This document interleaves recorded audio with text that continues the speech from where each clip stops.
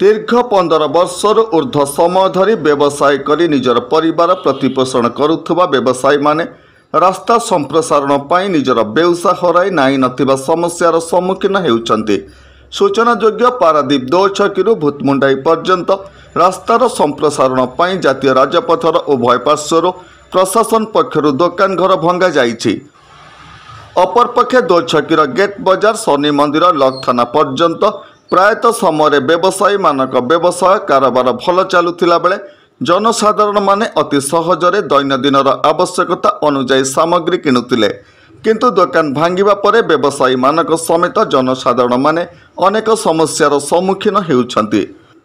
गमनागमन को दृष्टि रखी रास्ता संप्रसारण करने स्वागतयोग्य पदक्षेप, किंतु ता पूर्व व्यवसायी मानक प्रशासन पक्षर थैथान करने निहाती जरूरी थिला बोली उपकूल ओडिशा विकास परिषद पक्षर प्रकाश करा जिबा सह रास्ता संप्रसारण पर आवश्यक जमी सहित खाली पड़िथिबा सरकारी जगार एई बेसहारा व्यवसायी मानक व्यवसाय करिया पई सुजोग देबाको उपकूल ओडिशा विकास परिषद सभ्य सरोज नायक धृतिधर दास ईमेल माध्यम एक निवेदन पत्र मुख्यमंत्री को प्रेरण करिसंती बोली परिषद पक्षर प्रकाश करा जाइछे।